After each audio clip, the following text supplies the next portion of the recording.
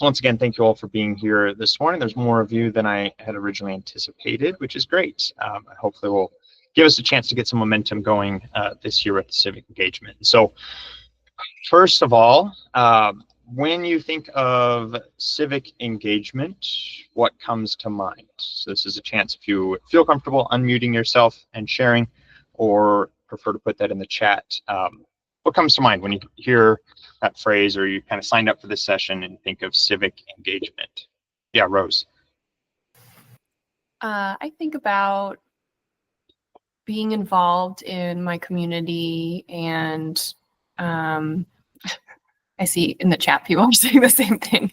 I guess that's really it. It's just being involved in the sense of like being aware of who's in my community and what's going on, and the fact that we all play a part in building the community. It's not a thing that happens to us, it's a thing that we create. Perfect. I like that idea. We have to create our community. It's not just something that's there.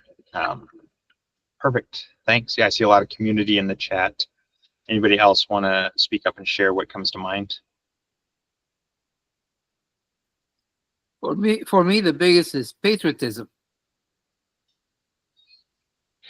Yeah, kind of that classic idea of civic engagement, kind of that idea of being involved in the government through a patriotic duty or kind of civic duty to our community or to the country as a larger whole. Thanks, Carlos. I'm in the classroom, and since I sub in all the schools, I see the less and less of people are standing up for the pledge, or none at all, and that's kind of disturbing. Because I remember when we did 9/11, everybody stand up. I mean, it was one of those days that, can't forget. But since then, it's like they've forgotten. And that really hits hard on me because I'm a retired Marine. So when I see people not standing up for the flag in any kind of situation, that's kind of hits home. But it's their choice. I mean, I can't make them, and it's a choice they have to make. But that's how I feel. Yeah, it's a lot more personal. Yeah. And that brings in that idea too, I think, of a lot of like the civic education part of civics, which we won't touch on too much. We're thinking more about like that community engagement part, but there is a lot rooted in the civic education part, which we'll touch on a little bit as well. Are now create an environment where community is welcome in the classroom. Go out to the community and involvement, learning and helping. Perfect. Yeah, start someone's backyard, like school, and branches out towards the city, state, etc. Perfect. Thanks, Stephanie. Any other people? I don't want to cut anybody off that's ready to share. I will. It's Stephanie. I would even Thanks, say, even like having the students' passion, something that they really connect with, and how then, like others have said, how they can use their voice to help start the change. Absolutely. Yeah, connecting with that passion and kind of finding ways that students can start to use that, or find ways that they can start to enact change around areas that they're already interested in. Yeah, thanks, Tom. Caring about those in your community, even if you haven't met them yet. Absolutely. So you guys are all here for this session. It sounds like we've got a lot of the ideas already as in terms of like what civic engagement is. It's definitely all of these things. And so if you haven't shared, or the window is closing for sharing. All right, we'll move on then. I don't feel like I'm cutting anybody off. So kind of putting together all of those ideas. What is civic engagement? It's that idea that students are actively working for change, right? They're working to identify and change issues in their community. These can be done in big projects, right? Civic engagement can be big projects. We'll talk about the state seal of civic engagement a little bit, which does require larger projects, but it can also be done in small actions. It can be done in small actions within your classroom. It can be done in small actions within the school community or within the city. It doesn't have to be large, drawn out projects that are only happening, when it's a big unit project or in a social science class. They can be small things that will try and connect, and it can connect to pretty much any subject area that's represented here, and we've got a lot, so that will be the goal. But that's just kind of my working definition. So it's got that idea of addressing issues in the community, but it's also, it's that action portion, projects or small actions when students are getting involved in civic engagement. And so oftentimes, right, we kind of think about, why is civic engagement important? Because we're always hit with more things that we have to be considering and kind of trying to include in our classrooms, whether that's, you've got your content standards, and you've got your ELD standards, and you've got your college and career readiness standards, and you have all of these things, and then kind of like classroom expectations at your sites that are expected. And so why make room for civic engagement?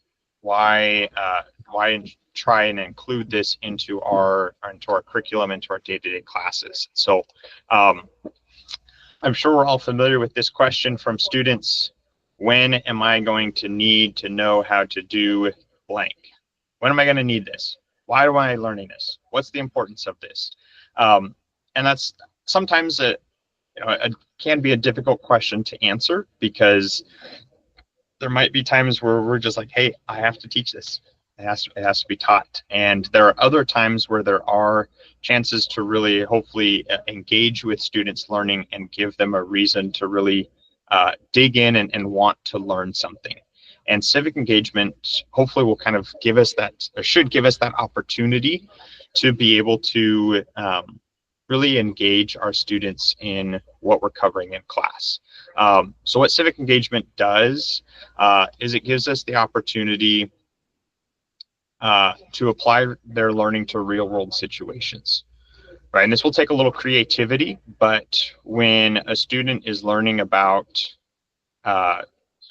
using a social science example, when they're learning about a democracy and how that was founded in their 8th grade class, and then they have a chance to mail a letter to a representative and hopefully get a response back about what they're learning, now they're applying that to real world situations. Now they're engaging in that with some meaningful purpose. It gives students a chance to learn from one another.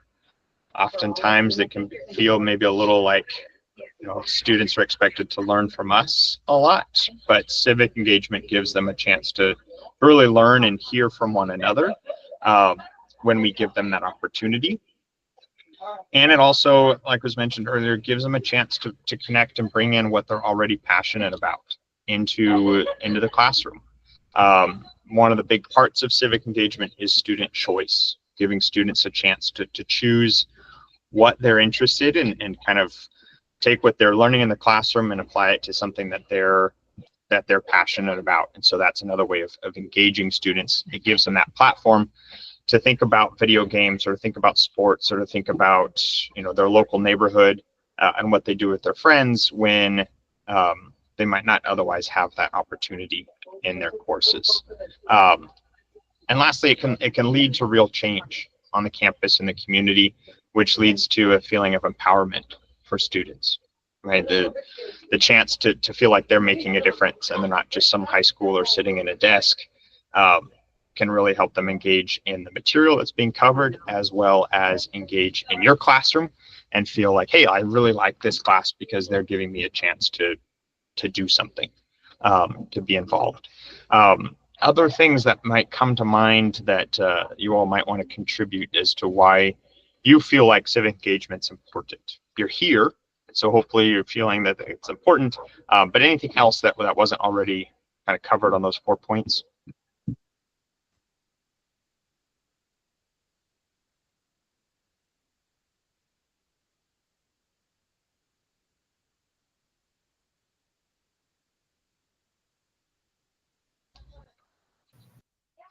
Thanks, Tom. I appreciate it.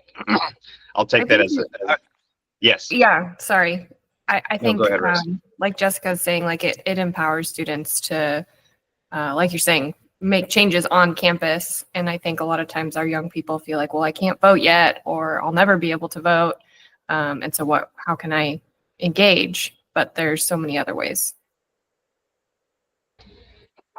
Yeah, civic engagement, I think oftentimes in people's mind starts and stops with voting. If I'm civically engaged, I vote for the presidential elections. Well, a lot of people can't vote. Too young, don't have the opportunity to, or maybe they don't vote at local elections, but there's so many other ways to give that agency and to get students involved in that. That's not just voting, whether they can or can't. So thanks, Rose. Mark? Yeah, I mean, all of this is great, and I think that one thing I've seen in my experience is that it also just leads to just deeper engagement with schooling, right? So especially for students who are often finding themselves at a distance from education, don't really have that identity as like a learner or whatever, what have you. I think having some of these kind of opportunities in classrooms and then beyond draws a different kind of like connection when they come back to school. Yeah, thanks for mentioning that. This is there's studies and things that have shown that more engagement, or students that are typically not engaged or truant or just kind of checked out, when they're given the opportunity to be civically involved and are asked like, well, what do you think? What do you want to see happen? How are you going to change that? Then we see those absentee rates drop, and it can lead to those students that are typically a little more disenfranchised, that are a little more on the fringes, like Mark was mentioning, have a chance to be more interested and willing to come and be involved in school. So thanks for bringing that up. I'd forgotten to mention that. Stephanie? Thank you. I mean, for me, I try to encourage students, come to our school site council meetings so you can hear and have a voice to say, hey, what are you spending money on? Where is this money going? Oh, this is what we would like. You really participate. And, I mean, they can start so small. But like what others are saying, it's being able to listen to both sides, to hear and listen to both sides of an argument so you can actually have conversations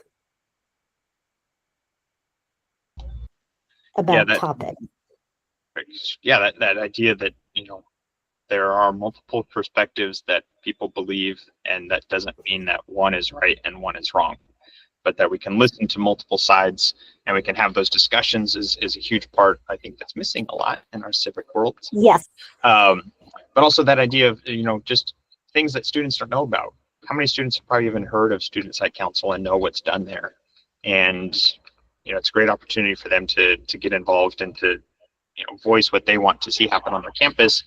And that's an example of being civically engaged and kind of being involved that we'll definitely talk about. So, all right, so these are all ways that make civic engagement important. And so kind of starting off with this, because civic engagement doesn't just happen, and it's not something that's just done like on accident. Typically, it does require some creativity. It does require some carved time in order to be able to address or to give students the opportunity to be civically engaged. And oftentimes it can stop at people just saying, well, I don't teach civics. I don't teach government. I don't cover history. I don't talk about the government. I don't talk about civic topics in my class. And so therefore I don't cover that. I don't do that in my class. And so it kind of brings up that question oftentimes, well, can my students be involved? Can my students in their graphic design class, right? Jen Gaston's here. In my ceramics class, can my students be involved? Can they be involved in my, as a sub? Can I get students involved in this as an avid teacher, right? Can my students in this course be involved? And that's hopefully what we'll kind of get to through today, and you'll have that opportunity to see how your students can be involved. But yes, absolutely, they can be involved. All right, civic, oftentimes we think of like, well, that's government.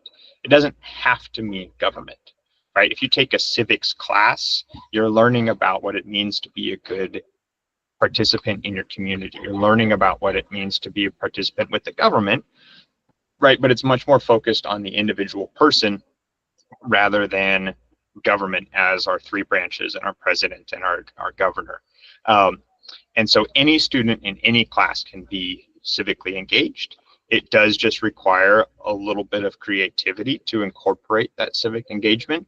And that's what we're here for today, to kind of give you space to work through that and to talk amongst yourselves or me and kind of find opportunities for that, because it's possible some classes it might just be a little bit more difficult. But with a little creativity and the right tools, your students can definitely be civically engaged in very meaningful ways, not just as a checkbox that they're involved and that they're engaged, but where they're actually feeling like they're making a difference and are excited about civic engagement and what is happening. So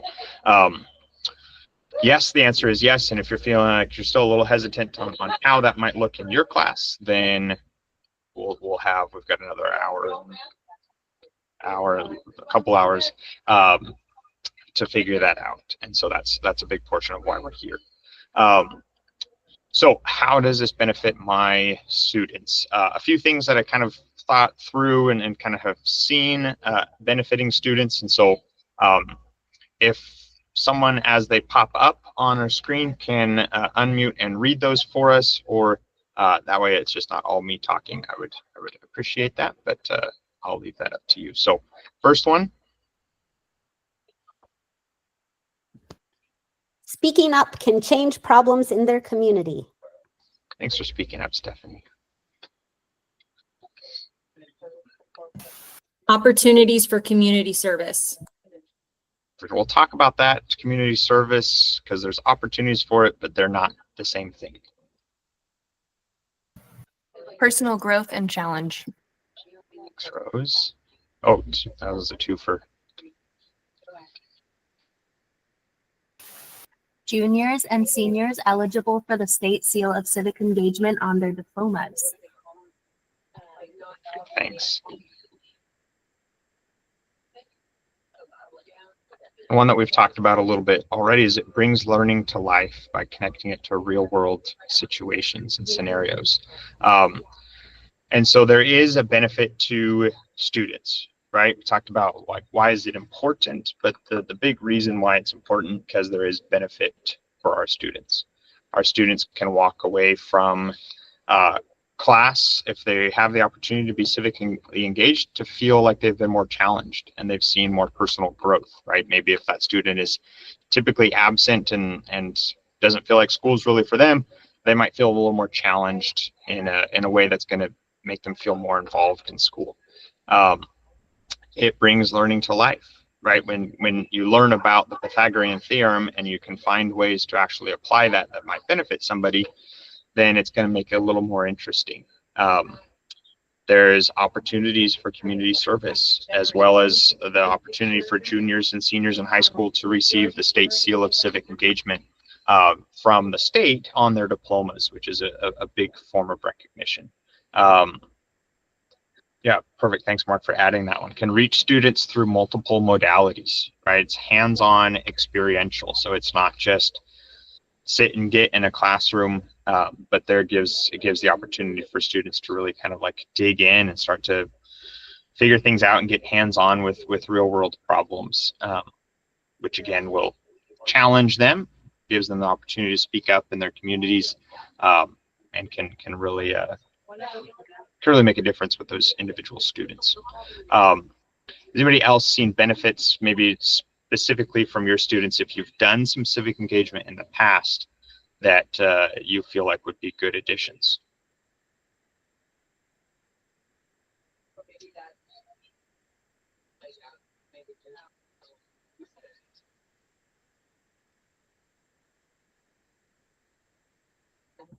They can actually learn new things because they do have to do some research, right? They might have one idea and they may have been getting their information who knows where from, right? Mm-hmm. especially if they're just solely getting it from social media and not verifying it or whatnot. And then they actually take their time to work with the teacher and their librarians to research properly. And oh, wow, then it's an aha moment. And they might see the different perspective, or they might say, oh, wow, look at this. Look at the history of this. And I can really make an excellent argument for this. Yeah, it gives that gives that opportunity for them to learn about something on their own and to really dig into what it means and what it is, rather than just kind of taking the surface level, right? Surface level is easy to digest, but then when you're really like challenged and you have to do something about it, really looking into it and looking at the root cause of something, right, is a big part of, at least for the civic engagement projects, looking into the root cause of why something's happening. Why is it the way that it is? Can't just fix the symptoms, or can't just fix the the symptoms. You have to fix the root of it in order to really kind of see lasting change. So informational and media literacies, empathy, right, literacy and language development, absolutely. Those are all perfect. Did somebody raise their hand? I heard it ding. Oh, I was just going to add empowerment and getting to see the impact of their project and choice and voice and building confidence. Yeah, seeing that impact, right? It does build confidence. It's like, oh, I can do this project, this art project. I have these skills, but also those skills are actually being put to use for something positive. Now, no man is an island, right? Other various people in the community, all sorts of life and background, and the world in general. That idea of empathy, right? Or people that we haven't met yet in our community, and kind of getting to understand what they're experiencing, what their life is like, are huge benefits, especially when our students' worlds oftentimes are getting smaller and smaller, or bigger and bigger as screens get bigger. But right, they're getting more isolated, and it's that idea that there are other people around us that we can interact with, and your individual actions can have a really big impact on those immediately around you, which oftentimes might not be realized. Okay.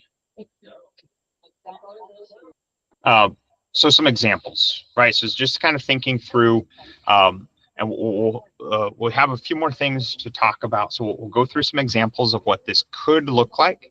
Have a chance for you to start to brainstorm and think a little bit about what this might look like in your content area or in what you're doing already.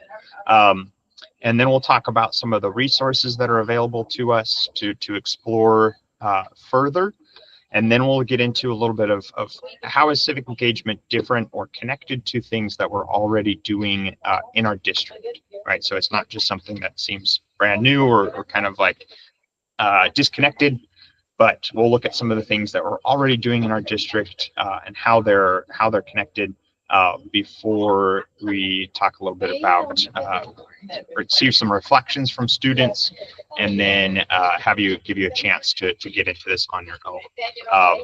Apologize for all the background noise. Forgot to mention, I'm in the Ed Services office, and there's a lot of us back today because we have new teacher orientation next week, and there's other people doing sessions.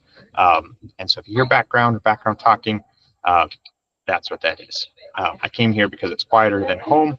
So it gives you a sense of what my house sounds like. But anyways, some examples, right? Because there was an ask for, what does this look like in other classes? Oftentimes it's easy to think about, a social science class. I can do this by having students write letters to their representatives. I can do this by having students learn about civics. I can do this by having them do some sort of community project in their government class. But what does it look like in other classes? And then I might pick on a few of you that I know are already doing some things as examples. But in an 8th grade class, somebody shared earlier in the week, I was talking with them that in an 8th grade math class at their site, one of the math teachers used the Pythagorean theorem So talking about, for those of you that haven't taken 8th grade math in a while, right? That's your a squared plus b squared equals c squared, and your triangle, and you've got your angles and the lengths of the sides and the hypotenuse and all of that. Surprised I remember all that. They use the Pythagorean theorem, so the students learn about it, and then they go out on campus and they just kind of go around or on their own. They go around and they measure wheelchair ramps, right? Those are all triangles. They measure wheelchair ramps and then compare those to current ADA laws to see if those wheelchair ramps are compliant with the proper angle for wheelchairs to get up and around businesses. And if they're not, then those students have the opportunity to do something about it, right? Let somebody know, or kind of go to the business, or and so that's a way that in a math class, 8th grade math class, they found examples for applying Pythagorean learning to American Disabilities Act laws to make sure that the businesses in the area are compliant and that the school is compliant. So that's example 1. Example 2, in an art class, right? If you're in an art class and you're thinking about, like if students are drawing, then maybe they design a mural for a wall in your neighborhood. You walk by that one that's always got graffiti, and you say, well, I think this would be a cool mural for that. And they can do, multiple point perspective with their lines and their dots, so they can kind of design something. And then they can send that to a school board member if it's a school property, or they can send that to a city council member. They can approach that business and say, hey, can we do this mural for your wall? Whatever it might be, that's another example of civic engagement. And I want to just pause and say that with civic engagement, right, if it's going to be a small project, a small action, the more it connects to something that you're already doing, the better, so that students can actually see the impact and the connection to what you're doing in your class. And also, it's a little bit easier because you're not having to introduce a bunch of new things, which then in your busy schedule allows for more civic opportunity. And it's a little bit easier of an ask for teachers because you're not having to reinvent the wheel. You're not having to throw something out and bring in something new.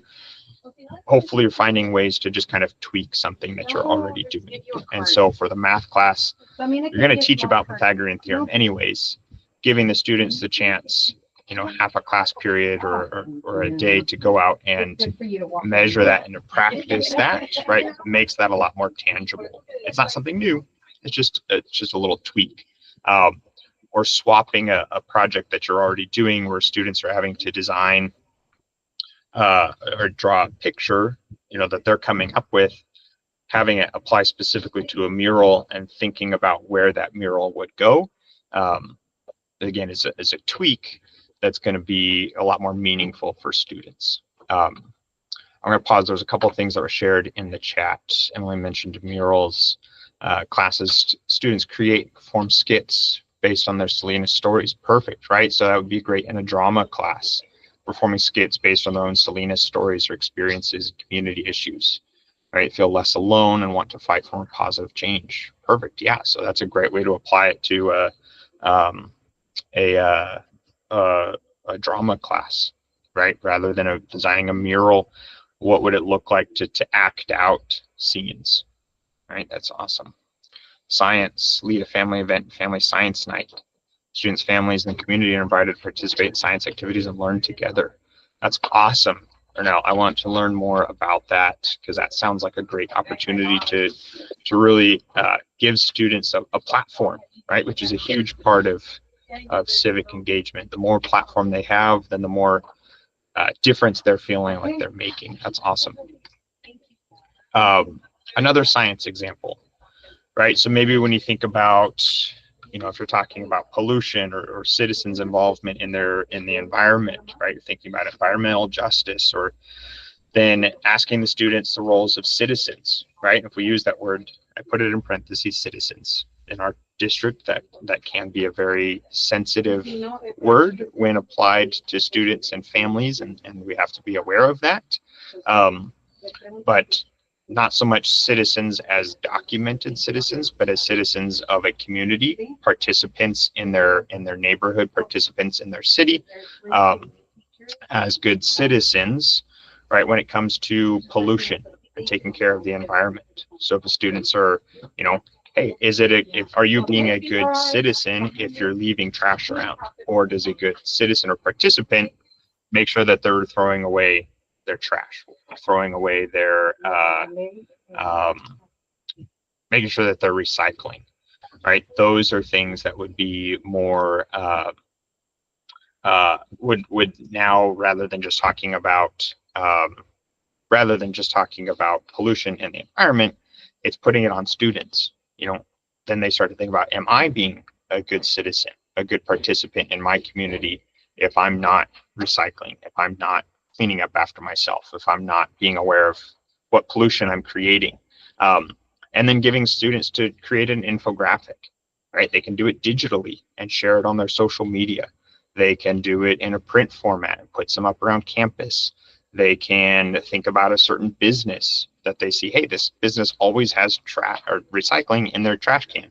They can do a little infographic and drop it off with the business, right? Those would be simple things when we're talking about pollution and the environment that students can apply, like, what does it mean to be a good citizen in this specific area? When I'm thinking about pollution and my environment, what does it look like to be a good participant? And then in ELA, the ELA 10 team at Alisal, they had a part of the 10th grade curriculum before, when it was still Springboard, was a persuasive essay. They had to research a topic and then write a persuasive essay, argumentative essay on it. And so what the 10th grade ELA teachers did is they swapped that for a speech. And they did persuasive speeches using the Mikva's soapbox speeches, which Mark will talk about later. But they used their soapbox speeches in order to have students research a topic and then write and share a speech on that topic that looks at the root issue, that looks at what possible solutions might be for that topic, and shared it with other students. Right? That's a great way of giving students a platform to influence and learn from one another, rather than just writing an essay and turning it into their teacher. So maybe in ELA, if you're doing nonfiction writing, right, that would be doing a speech or writing a letter to somebody, or writing a report on a topic in their community and researching that, and then sharing it with somebody that can do something about that topic. Would be other ways of small changes, right? Not asking to spend a lot of extra time on something, but small changes that make a big impact. I'm just reading that slogan on that poster. This is a poster that was turned in this past year for the State Seal of Civic Engagement. These are student examples, most of these pictures. And so this student did one on Stop the Waste, about students wasting food in the cafeteria. Put these up on campus in order to encourage students to only take what they need and stop throwing away so much food. And small changes make big impact. So I just wanted to explain what those pictures are that you're seeing on the slides, most of them. Yeah, Mark shared in the chat, right? ELA letters to editor in the local newspapers. Perfect. Right, you're working on writing letter formats and how to proper formal writing, and what better way to write formally than actually writing to somebody like an editor, a council member, representative, right? That's hopefully reads that and sends a response. So these are some examples. There's been some others that were shared in the chat. The big goal of today is that you walk away with at least one specific lesson in mind that you've started to work on, or have already kind of like built out, where you can incorporate some more civic engagement and real world opportunities for your students to apply their learning. And so we're going to pause a little bit. We'll do our break in a little while, but I want to pause here and give you about 5 minutes. to think about a lesson that comes to mind that you could adapt or create, right? Again, small changes can make big impacts, or create to include civic engagement. I'll give you a few minutes to think about this. I'll mute myself. It's a chance to ask questions if you have them also. But just think back through like what you did last year. Are there areas that with a little small tweak could become more civically engaged? So give you a few minutes to pause here, think about that, and then as those come to mind, feel free to share them in the chat. But we'll pause for about 5 minutes. Questions?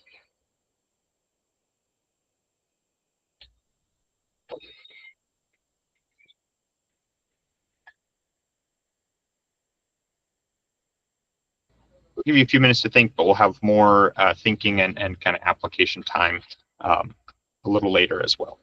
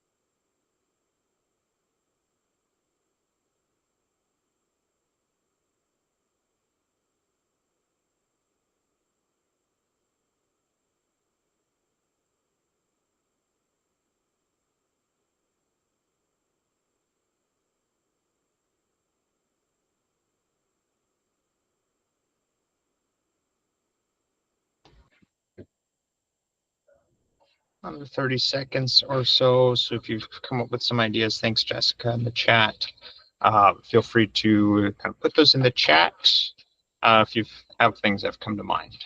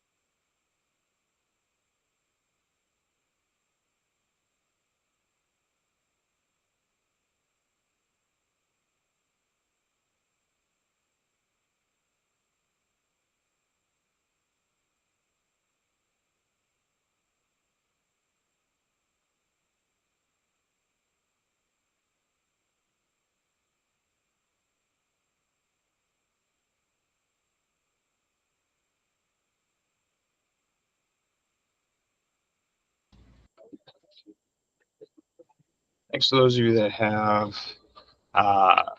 been putting those in the chat. Appreciate that. Some great ideas and things that seems like that are already in the works or that you have ideas about. And so that application time will go very smoothly, hopefully. Jessica, I love that idea of using the advisory time. Project advisory is a great platform for civic engagement. Oftentimes, I feel like advisory can kind of become like a work on your homework time. But what better way to keep students engaged than giving them the opportunity to do something meaningful with what they're already doing in their classes by doing some sort of fundraising or project to help the community, and doing that as a class, right? That's awesome. We'll talk a little bit later, or in a little bit, about the portrait of a graduate, competencies that we're expected to, our graduating seniors are expected to be developing. Collaborative work is a huge part of that. So if they're doing it as a class, then that's a great opportunity for that. Ernell, thanks for sharing. That sounds like an awesome opportunity for your science students. Ernell, what grade level are you teaching for science?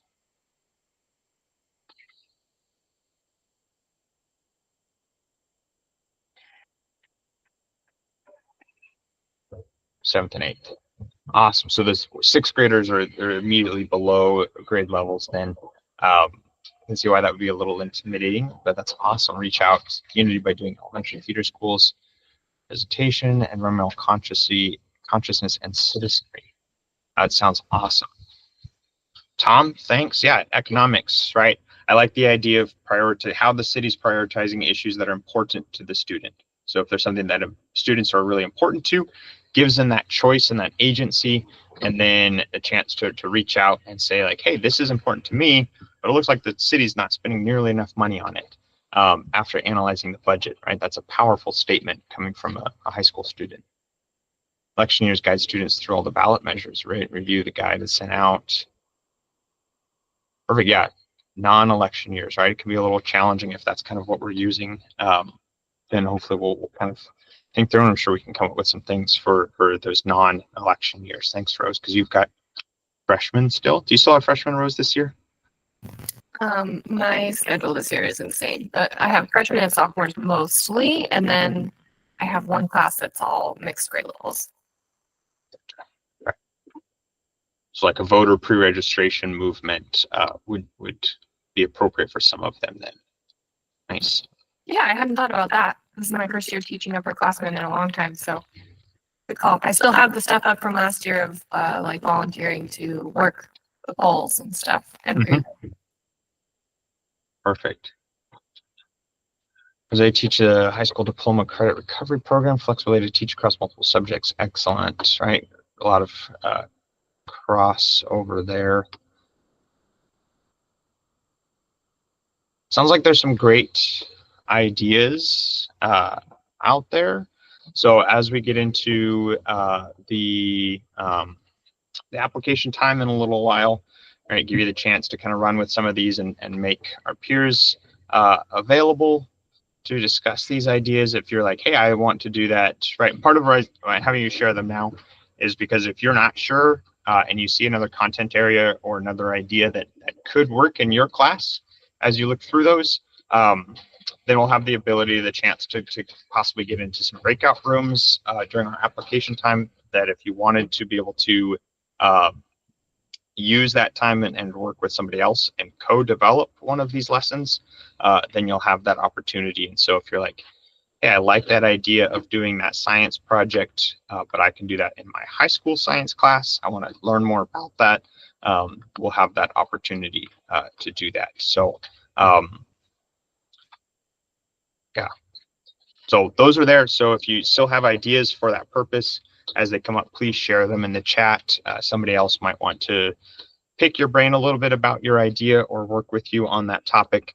Yeah, the chance to share your expertise a little bit. So we'll move on then to the next kind of focus, which is thinking about, now that we have a little bit of more of an understanding of what civic engagement is, as well as the benefit for our students, and starting to think about possible ways we could do that. I wanted to spend a little time and talk about how does civic engagement kind of fit in with what we're already doing, or kind of already like have opportunities for it. So there's three big areas where we kind of already see civic engagement. First is community service. We'll talk a little bit about, what's the difference between the two, and where is there crossover, and where is that crossover not technically civic engagement, and how does that apply to that third one, which is the state seal of civic engagement. But also we have coming up next Thursday with the back to school, kind of all district back to school event, Dr. Galvan is going to be launching and kind of going over the portrait of a graduate, which, if you're not there yet with what that really is, we'll talk a little bit about what that is and what students are going to be expected to have as competencies when they graduate from our district, and where could we start to see that overlap with civic engagement. And then for juniors and seniors, there is the state seal of civic engagement, which they have as an opportunity at the state level to be recognized for their involvement in the community, which we've had in place for the past few years.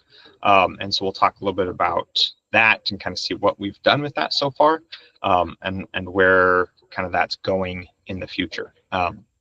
So the next few slides will be about these three things of kind of what we're already doing within the district. So first, community service. Right, we know that students have to get a certain number of community service hours before they graduate. They can do that in a variety of different ways. Sometimes that's civically engaged, and sometimes it's not.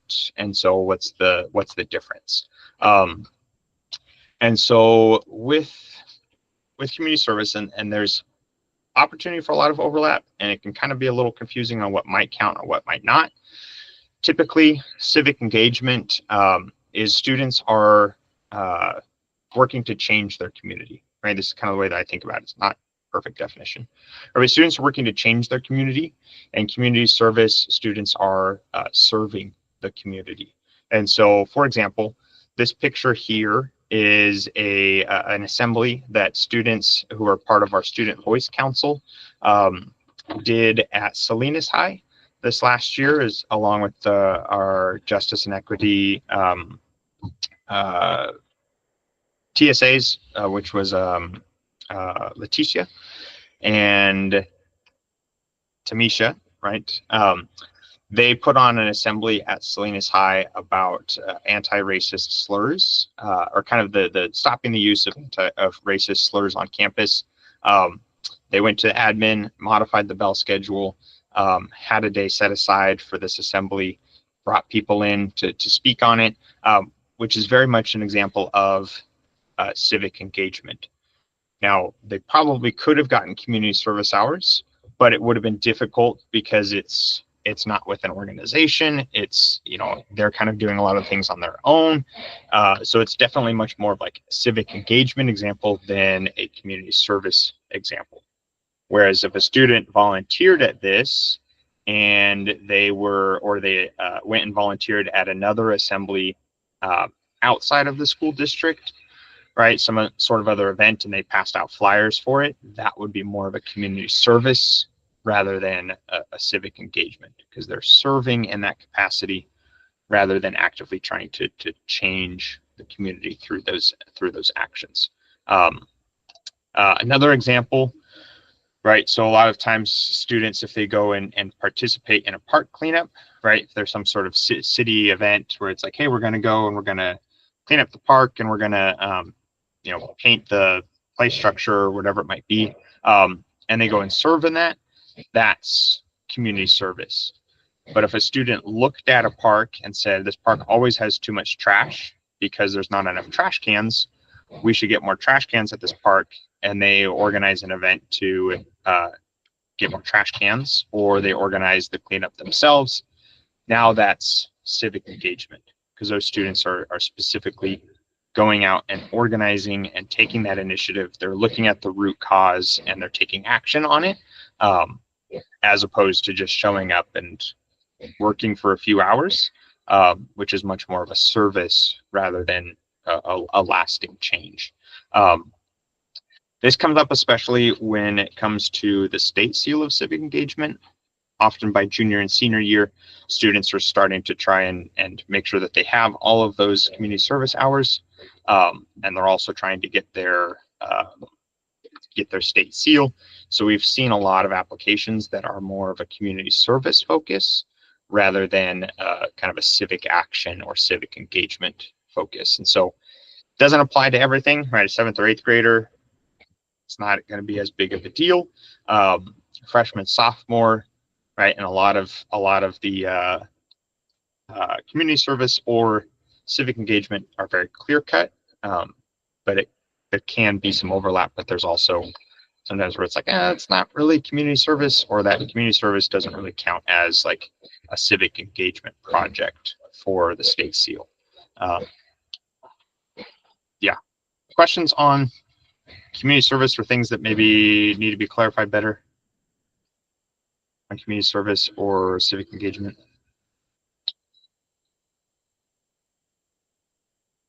Thanks, Rose.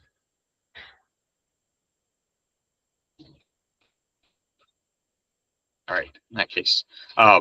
So community service, something we've had in place for a long time, gives a platform for some civic engagement, but there is also like a distinct, maybe not super distinct, but there is a difference between civic engagement and community service. All right, portrait of a graduate. So if you haven't seen these yet, these are introduced next week. We shared these at CIA, and so it's no secret, but on the left-hand side, these are the 6 competencies that, starting with our Portrait of a Graduate initiative, that graduating seniors should have down the road, right? Not this next year necessarily, but we're building these in, should have when they graduate. So students that are graduating should be collaborative problem solvers. They should be skilled communicators, critical thinkers, culturally competent learners, which we already mentioned a couple of times about being culturally aware or sensitive to others. They should be empowered learners, and they should be emotionally intelligent learners. These are the 6 Portrait of a Graduate kind of like markers, competencies that came out of the days and days and hours of work that the district did with Learning Center Collaborative, which is an outside organization that kind of helps develop these portraits of a graduate and helps school districts. And so these were come up with by a panel of teachers, administrators, students, parents, community members, as kind of like the 6 big things that we want our students to walk away with.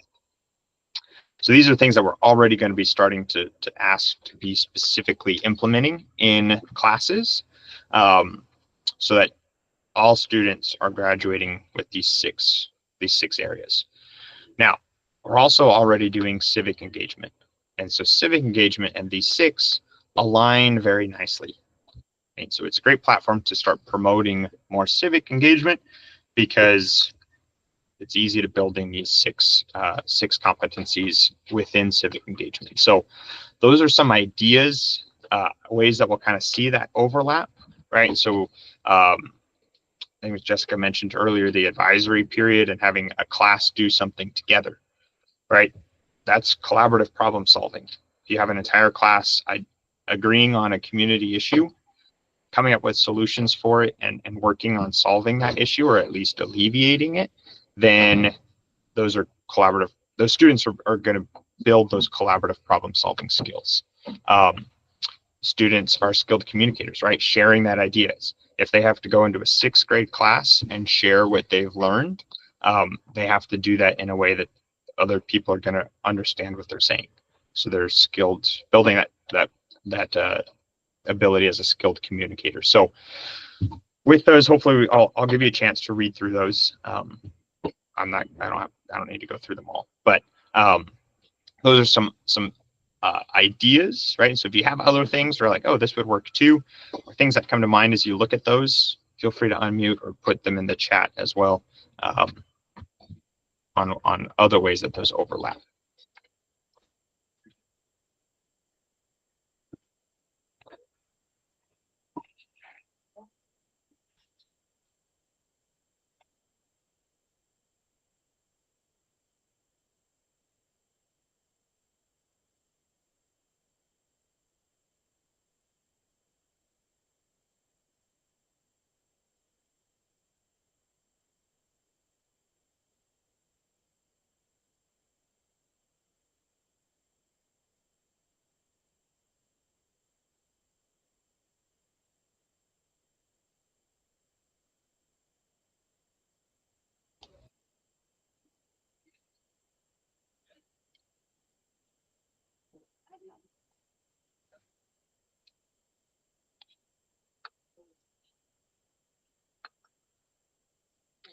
And we're also at our hour mark.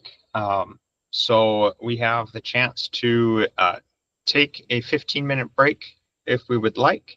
We're almost at your application time. In about another 5 minutes, we'll get to that application time. So we can break for 15 minutes and come back, go over a couple more things, and then you can go to your application time, or we can continue on.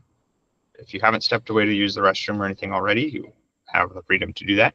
And then we can end at 12 instead of 12:15. So first answers in the chat get to influence the decision, but it depends. I've got 2 for continuing and then ending a little early.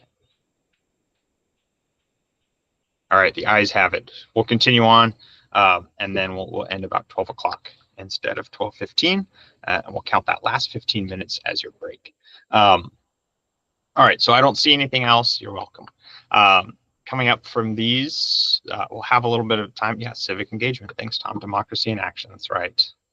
And so Portrait of a Graduate is something that we'll be hearing a lot more about.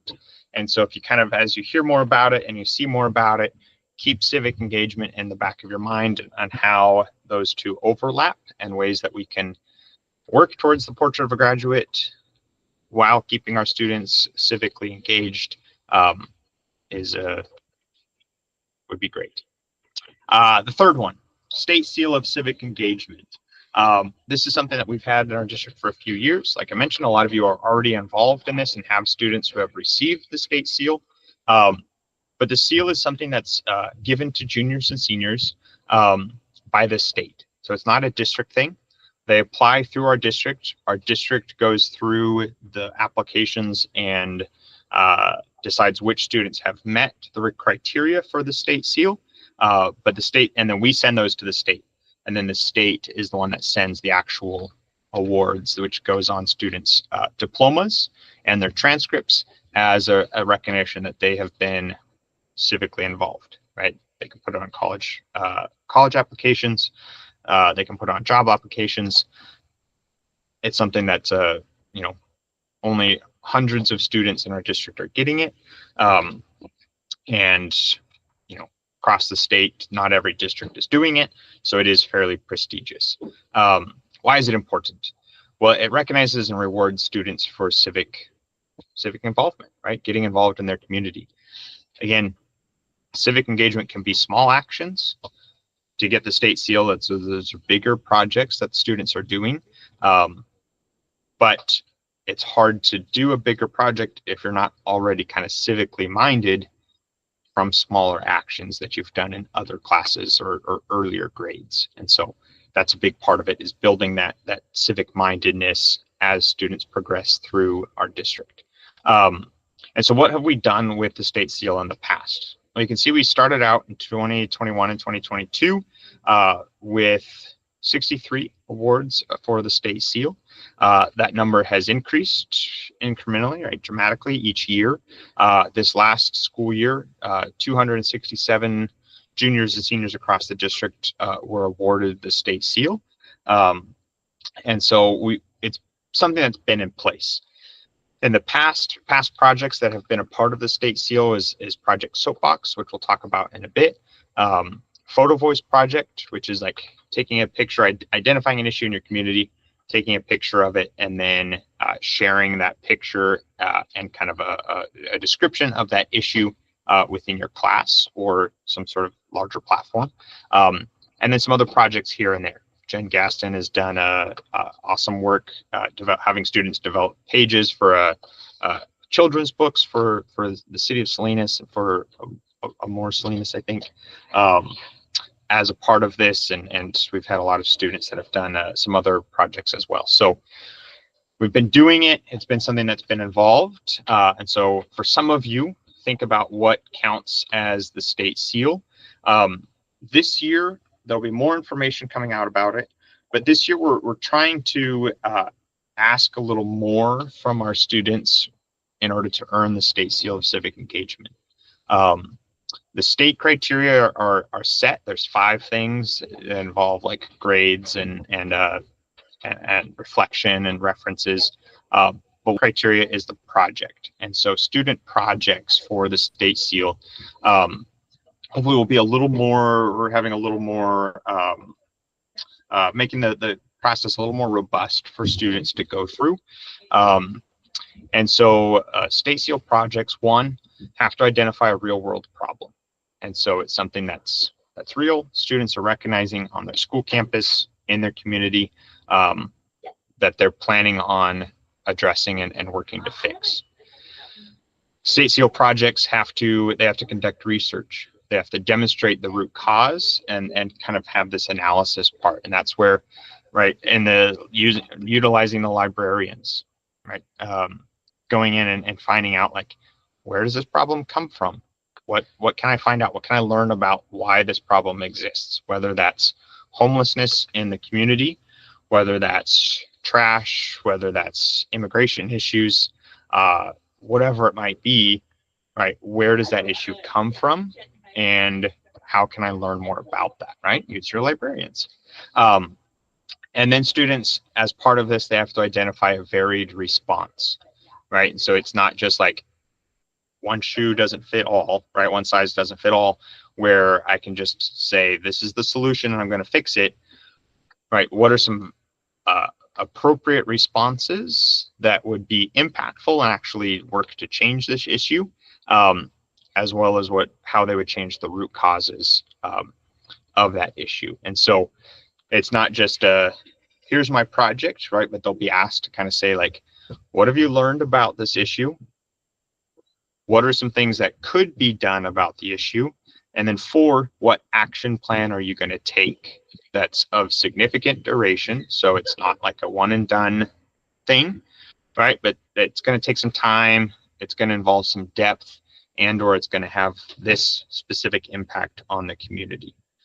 So it's not just I'm doing this because I have to, but this is the action plan that I'm developing that's going to be having this impact, right? So they develop the action plan, and then that action plan has to be implemented. And so on our internal application for the state seal, we had a a question that was, what was your project that you did?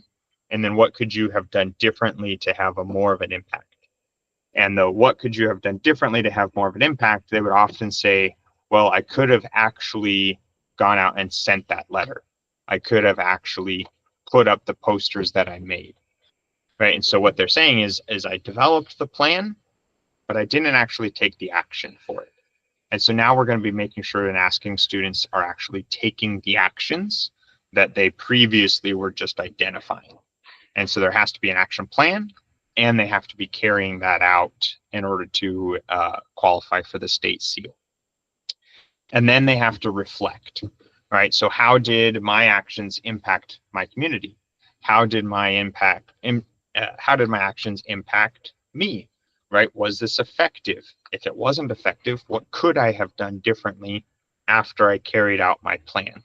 And so those are the 5 parts that a state seal project should have. And before, it was a little more focused on identify a problem and then propose a solution publicly about it, whether that's in your class or to some community members. But there oftentimes wasn't that emphasis on the specific action part. So more will be coming about that. There will be a rubric that will be sent out, and there will be kind of more clarity on the difference between how it has been and kind of where we're going with it.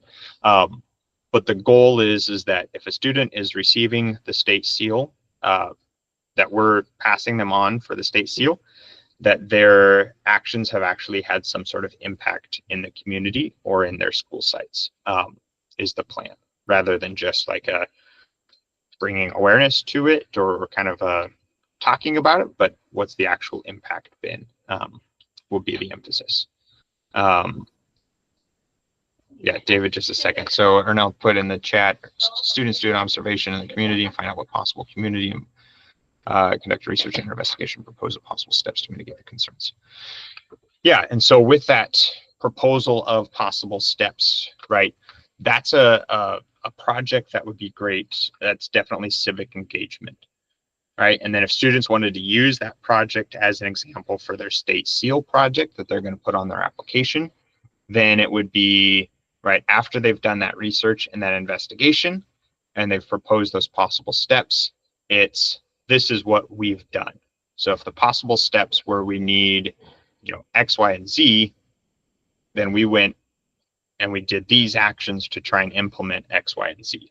Now, they might not be successful. The city might say, we're not doing that. Or the school might say, no, we're not going to do that, which is fine. It doesn't have to be civic engagement. Projects don't have to result in success, but they do have to result in action that students are taking to try and address those issues. Yeah, and sharing those findings and proposals with the community public. Exactly. And so if the campaign is to, or if the project is to campaign and promote these issues, that's action, right? Not just learning about them, but they go on and promote it and talk about it in the community, and then provide examples of what the community can do to kind of bring change would be another form of action. Absolutely. David, you had your hand up? Yeah, I just had a question. So community, can it be defined just as the school, or does it have to be like the larger, like the city community, like on a macro level versus the micro level? It's up to, that's a great question. So what is it kind of like count as when we're talking about that? There isn't a set definition. It depends on the issue. And so part of the root cause is looking at like where that problem is coming from, and the solution should be appropriate to the root cause.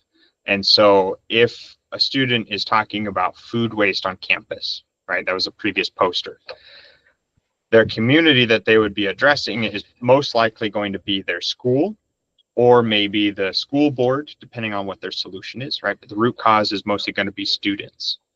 If they're talking about the lack of access for food for the broader community, the neighborhood, where they're like, hey, we don't really have like a good place to get produce, fresh produce in my neighborhood. We have to go too far, right? Addressing the problem at the school, isn't the appropriate audience for that. That they need to talk to somebody that can actually make a difference in that root cause that they're looking at in the problem. And that would be the appropriate action. And so it doesn't necessarily mean that it has to be school or it has to be community, but the issue that they're addressing and their solution or the action that they're taking should align, if that makes sense. Yeah, I tend to do this with my students, but a lot of them they always say the same things, like they want to do bullying, but then I always try to go like dig down deeper, and then they start coming up with like, oh, there's a bunch of trash in the school. So, do we address all the schools because all the schools have trash issues, like especially during lunch, or can they just do an action like in their school, North High? It could be in their school, yeah. And if the issue is bullying, then looking at the root cause of that, right? Why is there higher instances of bullying? What's that? Maybe it's that lack of empathy between student groups, and maybe there needs to be exercises that they promote on campus where it's like sharing circles, or they do some sort of like rally at lunch to address being more considerate and empathetic to each other. Right? Those would be some actions on their school site that might address that issue of bullying. Mark?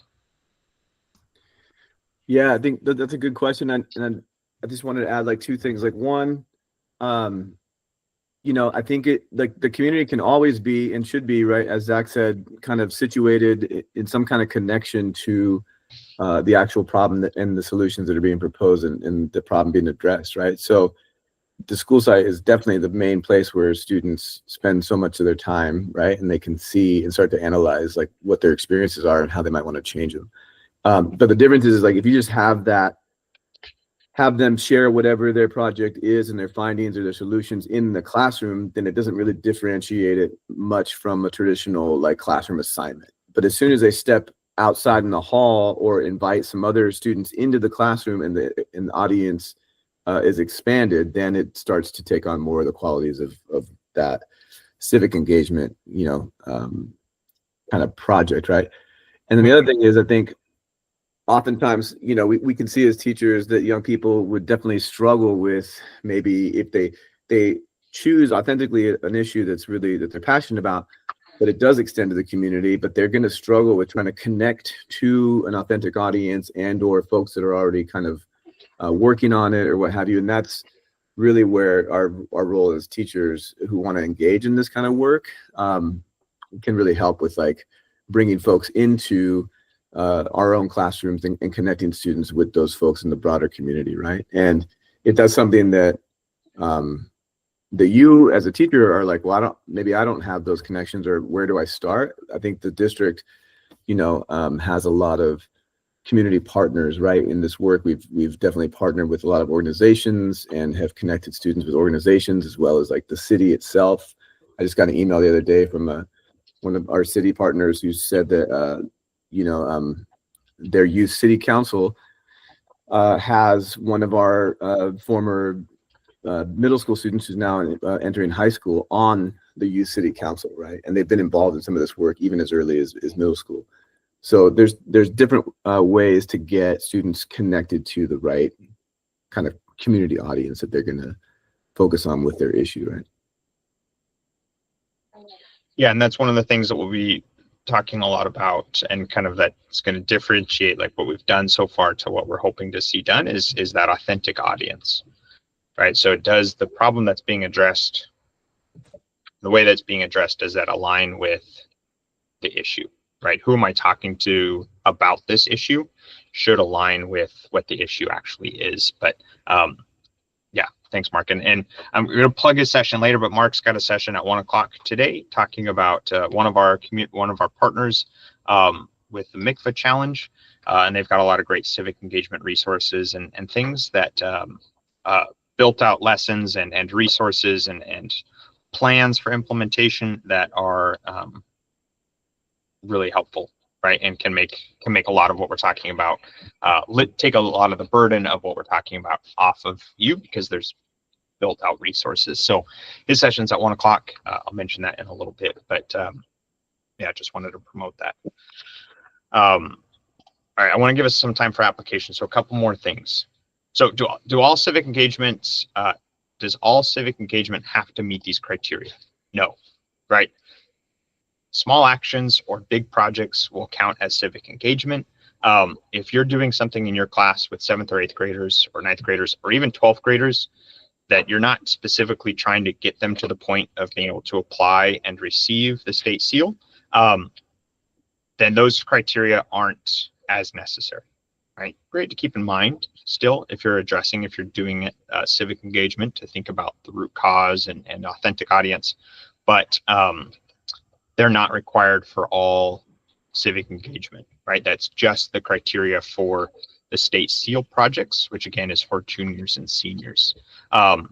So any project at any level helps develop the civic mindedness, which can then, by the time a student becomes a junior or senior, they're going to be more likely to want to pursue with the state seal and put in that work on the maybe a little bit of a bigger project. But it is not the requirement for all civic engagement to meet all 5 of those criteria. Could attending a peaceful protest count? So I think that attending a peaceful protest, right, would be an example of civic engagement, because students are going and being involved in the community, especially if it has a reflection part. Could that count for the state seal? No, that wouldn't count, just attending. If they put on a peaceful protest that aligned with a community issue and they planned, the students or as a group planned that out and they implemented that, then that would count as a project for the state seal. But attending it would be civic engagement, but it wouldn't be a project for the state seal of civic engagement because that doesn't meet those other criteria. Yeah, Rose? Along that same vein, I'm wondering, I don't know the right way to phrase this. So last year, when we had the hands-off rally, my students really wanted to get involved and they asked to use class time to make posters for the hands-off rally in, I think it was April.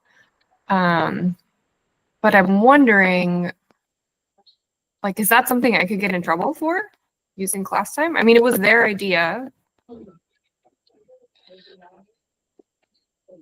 I don't think so. That would be it might depend on the site. Knowing your site, I don't think so. I think that would be justifiable if an administrator walked in, you're like, hey, we're doing this for this, and teachers don't get in trouble for showing movies usually, and that's less academic than making posters. So I think if it was just like, hey, this is civic, this is students wanted to get involved, and this is our civic engagement, and students are doing this for this reason, I don't think so. But that would be something that I don't necessarily want to say like couldn't get in trouble too. But yeah, I think if you're like, hey, it connects to our portrait of a graduate, it connects to these standards, then yeah, I don't think it would be an issue.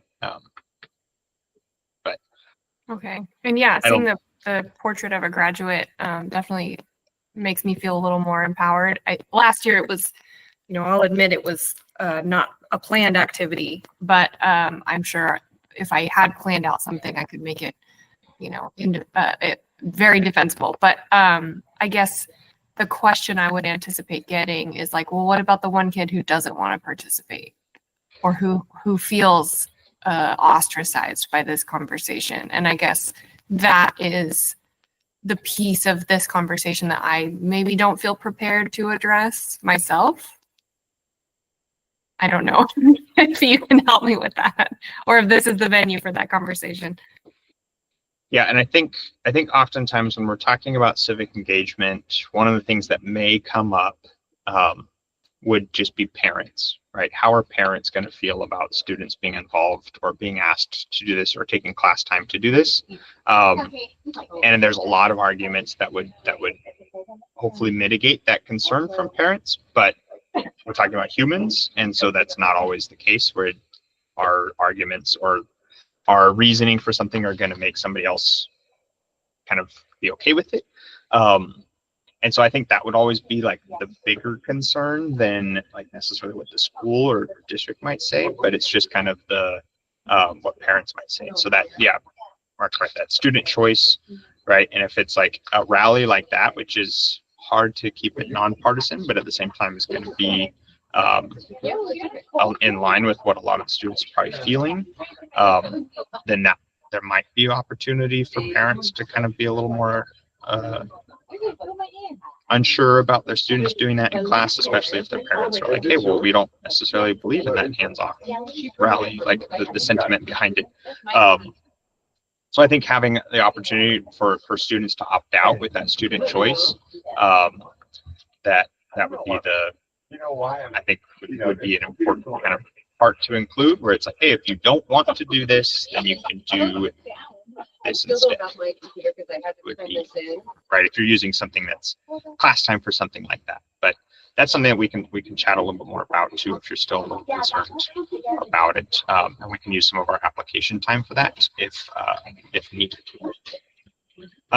Student reflections, right? These are some student reflections. I'll leave those there for a moment. I want to make sure that you have some application time. But these are things that students have shared in the past as they've gone through and done their civic engagement projects. But again, could be applied to a small actions as well. It's a chance for students to feel empowered, feel like they're making a difference, and that they're actually contributing to their community. So I'll leave those there for a moment. Student reflection is a big part of civic engagement. So we want them to change their community, impact their community, but also being involved has just as, if not more, of an impact on themselves. And so reflection is an important way for students to be able to think about and kind of identify how they've been changed through their involvement in their community.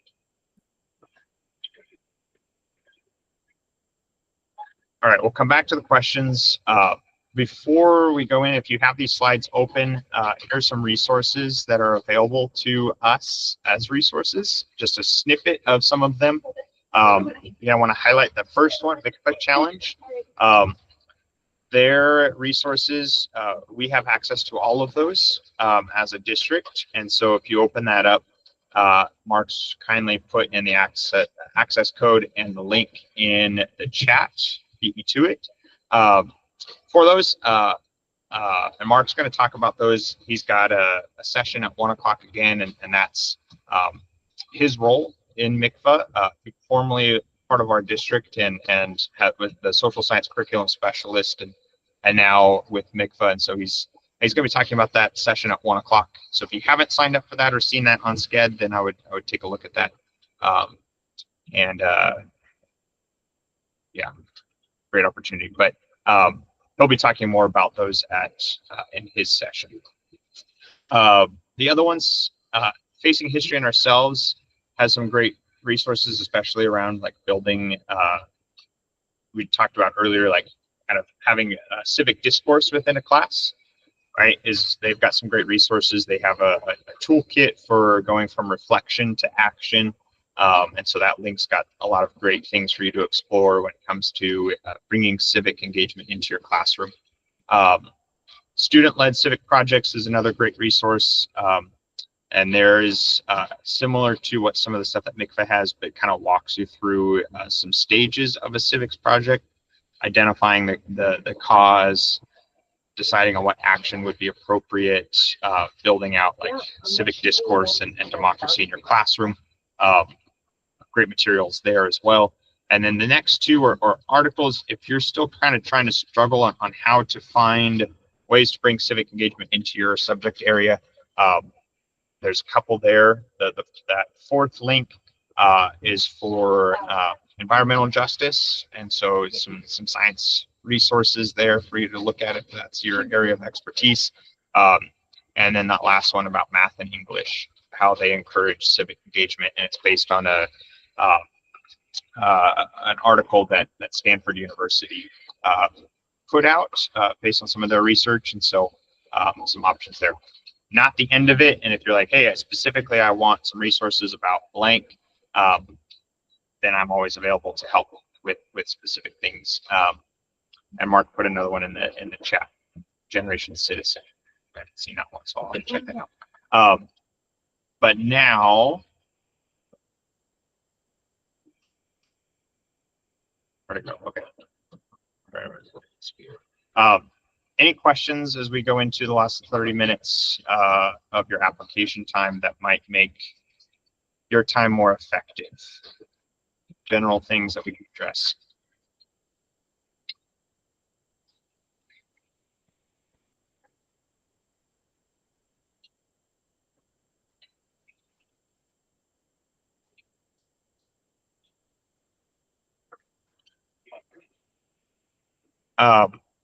If there were other ideas that were put in the chat earlier that you would like to be able to meet with that person specifically, let me know. I can try and build out some breakout rooms where you are able to be in a call with them specifically if you want to work with them. Otherwise, I'll be here. We'll come back at like 5 till noon, so 20 minutes. But in that time, some things to think about, right? Try and think through what we talked about earlier. If there's a specific lesson or something that you're wanting to tweak, how would you be able to, how can you do that to include that civic engagement? We're here, I'm here. Mark's got a lot of experience and expertise as thought partners. But if you want to be put into a breakout room with somebody else, then let me know. But 20 minutes, we'll come back at 11:55 to close. But otherwise, take some time, think through what you've seen so far and how you can apply that to your class. Zachary? Yes, sir. Since I'm a substitute, I don't have a classroom on my own. So would it help to be put in a chat room to somebody else so I can just at least hear and talk? Yeah, I think was there another substitute? Yeah, Green. So if you'd like, would you and James like to be in a room? Just talk through maybe some ideas on how you could implement civic mindedness, civic engagement in substitute classes. That might be helpful. Kind of brainstorm. Okay. James, I can set that up.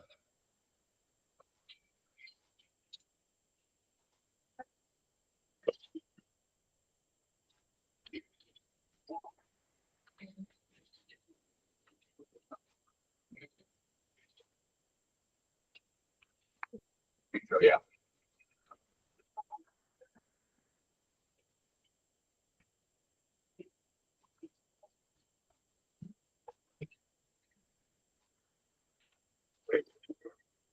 Oh, I see.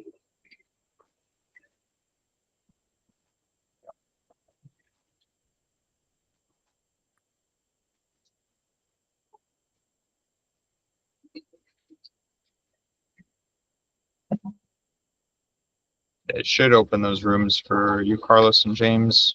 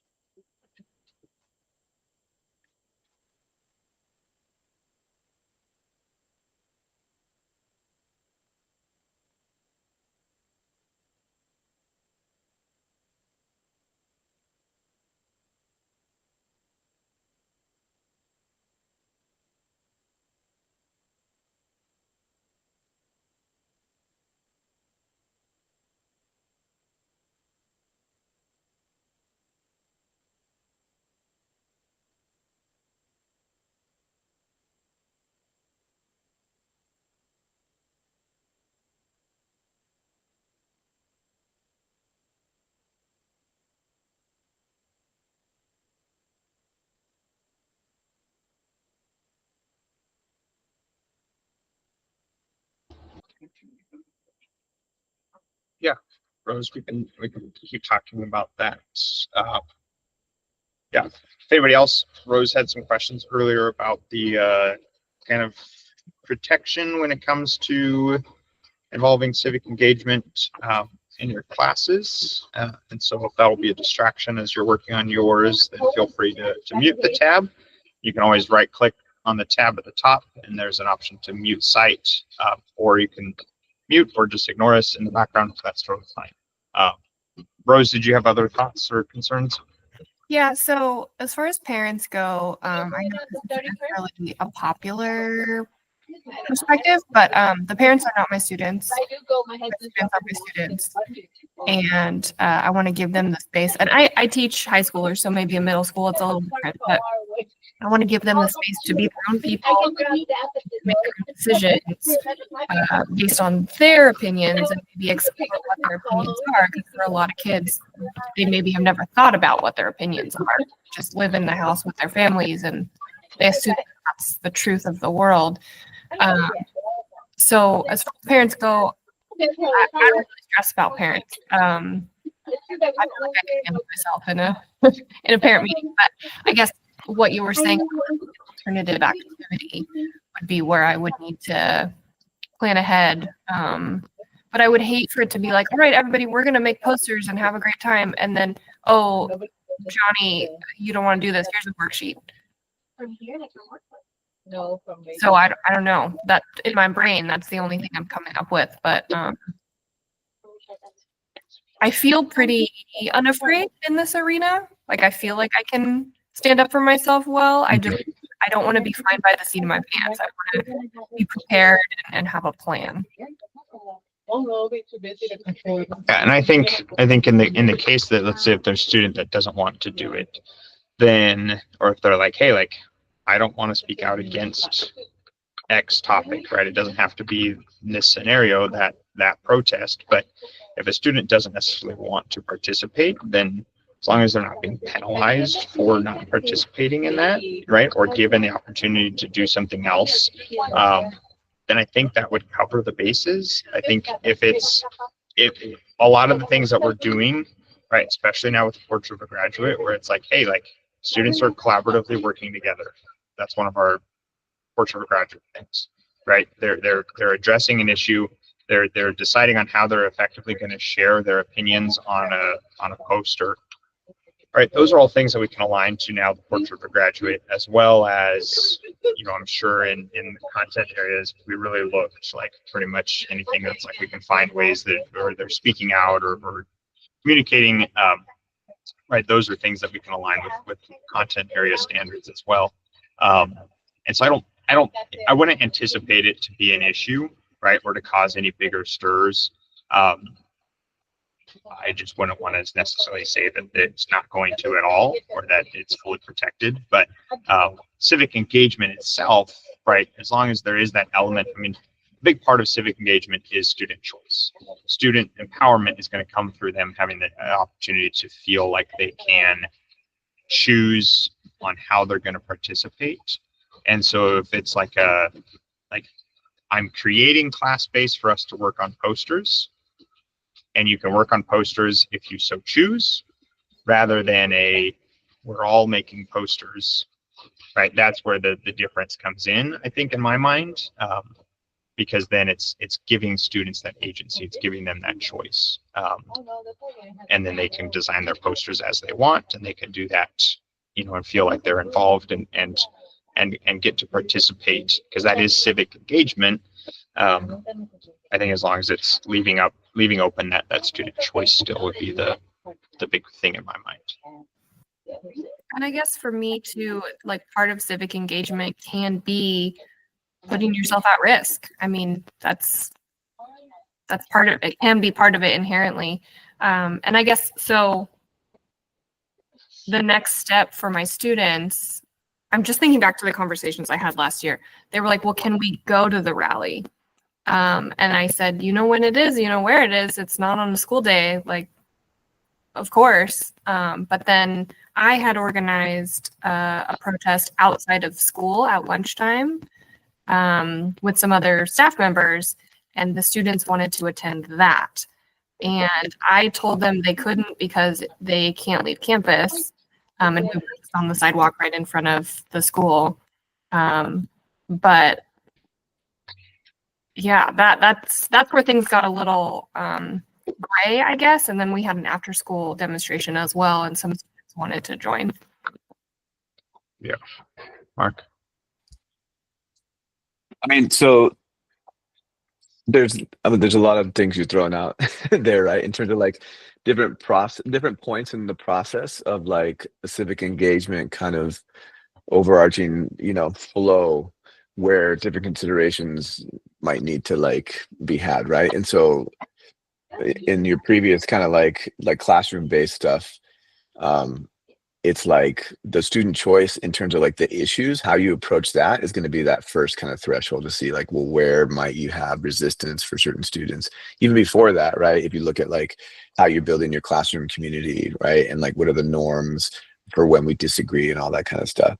And then as you move into like, oh, well, we're part of what I'm going to try to integrate into this classroom space is to look at issues, but you all are going to choose them. And then you're also going to choose, whether it's individually or through a group, like the actions, based on how you lead them through understanding that process or the issue enough to take some type of meaningful, informed action, right? All that stuff is protected in different senses, right? Through all the different, kind of where there's district policy or statewide framework or even the state seal and your graduate portrait and all that kind of stuff.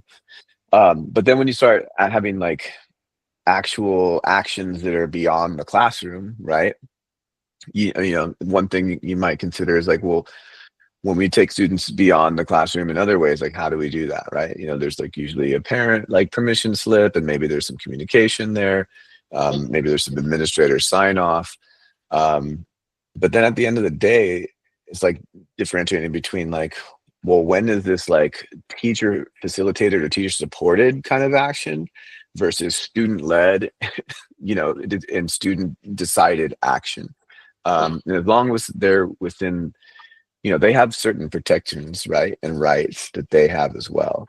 I think the harder part is like the family, the potential when a family has some kind of expressed like opposition or difference of opinion or doesn't want their student to get involved. And it's like, well, did you encourage them to go down that route even while knowing that, or like that wasn't expressed to you, And so I don't think you would get into that situation, but I think that's one of those more kind of tricky situations versus the other ones where it's like, well, I did all the steps, right? And this student chose to do this, and this is what their, reasoning was, and this is how it aligns to my class or whatever. And then having just like little blurbs like in your syllabus or whatever, right? Or like maybe it's a kind of letter home to parents around certain things that come up that I've seen us encourage like certain teachers sometimes to just be explicit right up front about like, in this class we're going to do X, Y, Z, and this is what it might look like. And then that at the very least, like you stated it, so it's not coming out of left field. It's not, viewed with malintention around like, oh, now all of a sudden my kid's doing what? It's like, no, we told you that in like August, right? Assuming they read the syllabus, but yes. It's there at least. Yeah. CYA for me. But I'm just thinking about conversations with my admin too. And I would hate for any student to feel like they have to perform some kind of opinion for me to like them, or think that, that if they don't talk a certain way or engage in a certain way, then their grade will suffer. And because like, obviously not everybody has the same opinions, not everybody has the same privilege to participate. And I would hate for a kid to feel pressured one way or the other. Yeah, and I think that's a valid consideration as well. Like, I think that's where like the classroom culture comes in a lot, where it's like MICFA's got a whole section on building a democratic classroom. And if you have a democratic classroom where students know that their voices are valuable, and students know that even if their voice or their opinion doesn't align with other students, like they still have a valid opinion, and that culture is built, then that's not something that's, hopefully wouldn't even come up as an issue. And practice like having those civic discourse conversations of making sure that students know that their voices are respected and things like, that's a way similar to having something in your syllabus to head off those sentiments before they arise, right? Where it's like, rather than them feeling kind of put on the spot in the moment without any context or given the opportunity to voice a different opinion, if they know that they have that opportunity and it's a safe thing to do to kind of have a disagreement or to disagree on a certain point, then they're not going to go home and make a big deal out of it, or go to admin and make a big deal out of it, because they know that even if they don't agree, like their grade's not necessarily going to suffer, or they're not going to be ostracized in class. And I think that's like a place to start, is before it becomes an issue, like just building that culture ahead of time can definitely help with that. Because right, and I think with a lot of the civic engagement stuff, like it does take a certain mindset. It's, if we just one day plop in front of students, hey, you're going to do this thing that's going to involve your action in the community, and every day before that they've been doing worksheets, now they're going to be like, what is this? Like, what are we doing? Why is this, and it's going to be a harder lift for them to do, and it's going to be met with more resistance. Whereas if it's like kind of over time, you've kind of built this idea of, everybody's voice matters and we all have an opinion and what you say makes a difference. And a teacher has demonstrated that in the class, where if the students are like, we all disagree with this policy of not being able to do this in your classroom. Right. And if the teacher is like, well, that's fine, you're not the teacher, so you just deal with it. Right. That's going to be met with some resistance, and students aren't going to want to be as civically engaged. But if you're like, hey, I hadn't considered that. That's a great point. Everybody feels that way, or the majority of you feel that way. Let's talk about ways that we can make people feel more comfortable in the class. Now they're like, oh, all right, I can actually like share what I want. And so they'll be more likely to go along with civic engagement action, instead of it just being like a kind of out of the blue thing. So, but yeah, I think what Mark was sharing is, very on point with that as well. So, Yeah, I'll just say one last thing too, Rose, is that like it's not lost on all of us that like our context is definitely different now, right? And education is educators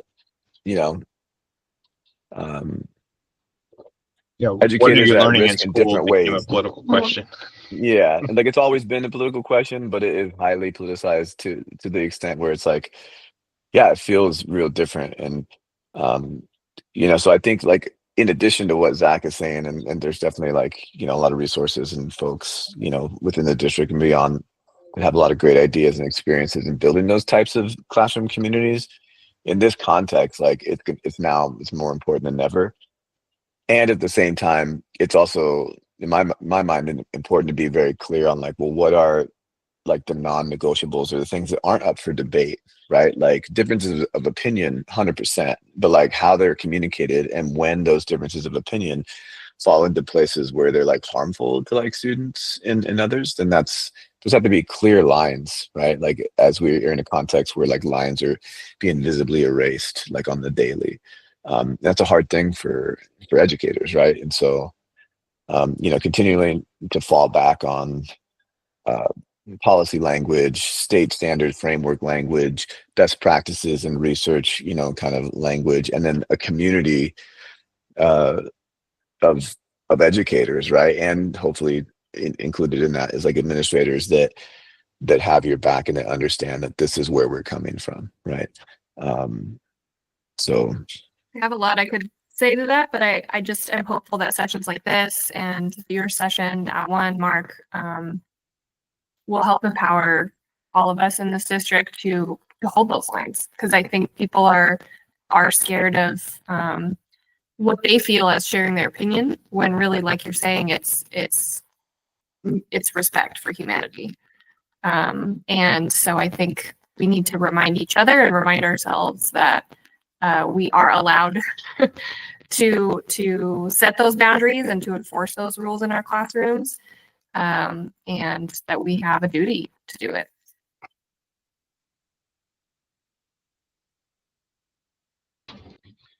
Yeah, definitely. And Emily put some great points in the chat as well. So thanks, Emily. But I think along with Portrait of the Graduate, right, and we have more plans to kind of continue to implement and kind of push the idea of civic engagement, getting students involved and active in the communities. And so it'll be more of a conversation that will be had. And so just know that there are people in the district that are like, yes, this is what we're doing. And if those things come up as issues, then there are people that can be tapped as allies in that as well. So yeah, a couple more minutes, everybody, if you are still kind of thinking through some ideas on your lessons. Hopefully the conversation has given you some insight, but if you have some questions, we'll come back in another minute for just kind of our closing and the feedback.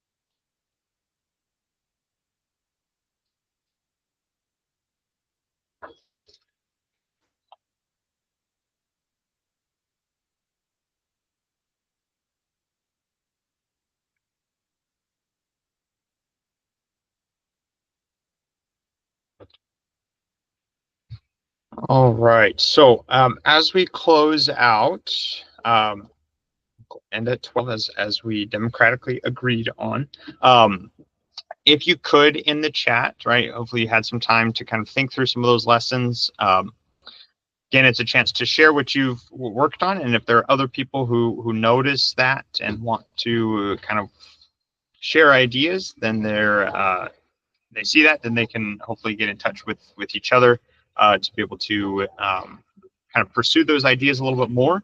But if you could in the chat, maybe share a lesson that you started or finished working on to adapt to include more civic engagement, or ways that you think that you could do that more this next school year. And as you do that, I will put in the chat as well our feedback form for today, which is a part of the kind of what's checked for those EWAs.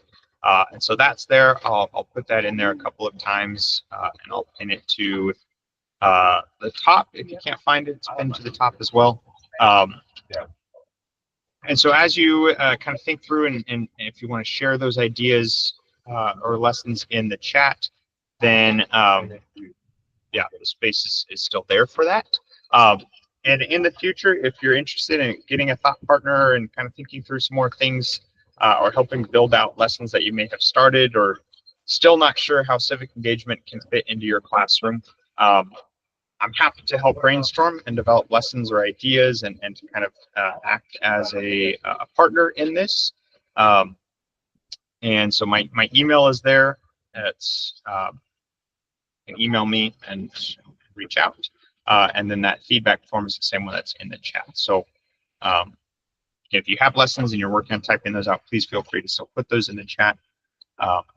And then once you've taken that, filled out that feedback form, then I appreciate you all being here.